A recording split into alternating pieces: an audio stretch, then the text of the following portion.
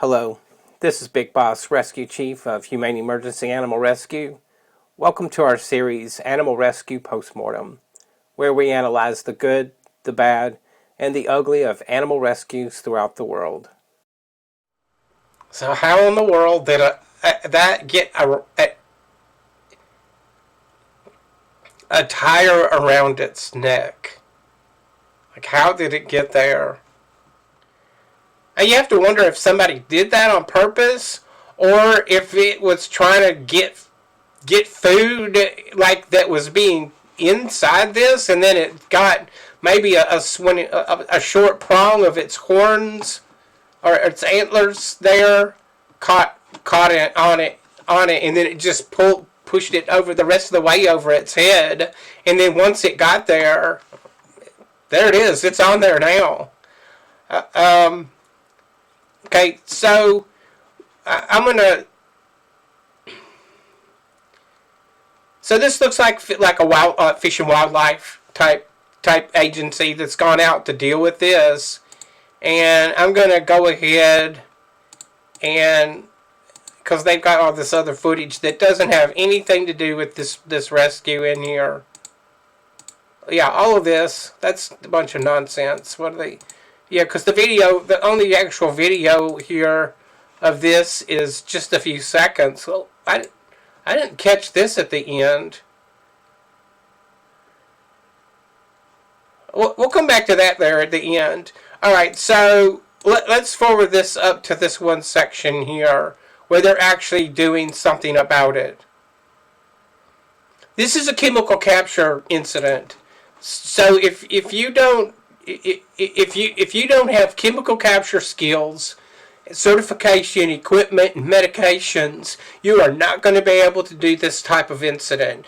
There's no getting around that. So what we're going to do with an incident like this is do exactly what these people did here. We're going to dart the animal, render it unconscious, tranquilize it, and then we're going to use a cordless reciprocating saw to extricate it from this tire here.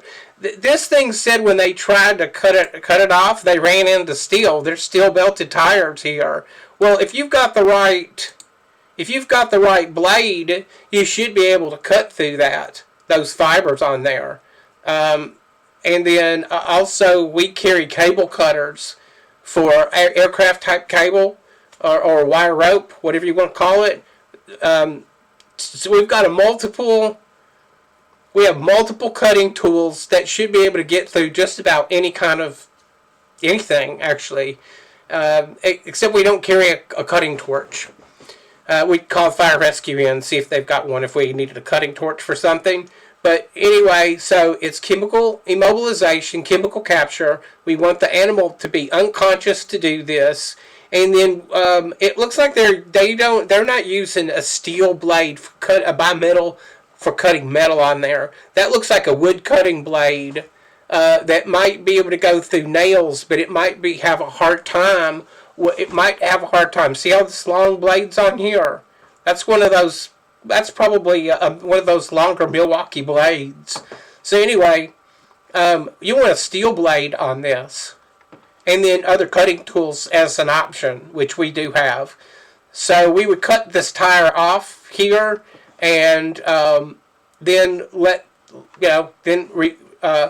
use a reversal agent on the animal, and then it's happily ever after. Okay, but because they had trouble, let's go ahead and address that here as an option. Okay, I'm sorry, I thought... Okay, wait a minute. I think it was there, and I messed it up. Okay, there we go. Okay, please pause. If we couldn't cut through the tire, then we just cut the antlers off. Cutting the antlers off is not going to be a big deal. So, that's what looks like that's what they're doing here. And then once you've done that, you should be able to get that off of there. Now not sure at this point. It actually looks like, I don't know if they're trying to stabilize the head or if the sedation's wearing off, but it looks like they're actually trying to restrain it. And then what's this piece of rope up here, this lasso rope doing up around these antlers?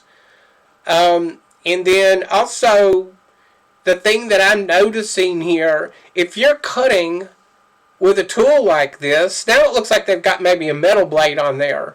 But if you're cutting with a tool like this, you absolutely have to put a barrier between the skin and the torso, the body part of the animal, whatever is there. So when this blade comes down, or if you've ever used a sawzall, you know you'll do this rotating motion on there. So you've got to have something in between there, whatever it happens to be, to prevent that cut from getting into the animal's tissue and causing an injury to the animal. That's essential to be able to do that. All right? So that's my problem. That's the only problem I see with what they're doing here. They are cutting directly towards the head of the animal. From what I can tell, I really can't tell what side's up or down here. But, I mean, clearly this is the neck side here because there's where the tire is. So the nose of this animal must be down here someplace, although we can't see. The eye might be covered up by this guy or this person's hand. Either way, chemical immobilization, protect the patient from getting injury by the blade. If you can't cut through the tire, then cut the antlers off. But chemical immobilization is going to be the only way you're going to be able to do this type rescue. And it has to be planned out ahead of time, typically. Because according to the text on here, and I don't know whether it's accurate or not, it took them 2 years to be able to catch up to this animal to be able to do this extrication. That's just the way it goes. Okay. Yeah, it's a shame that they don't have any footage of the actual rescue itself. They've got those still images. Let's go back to that for a moment.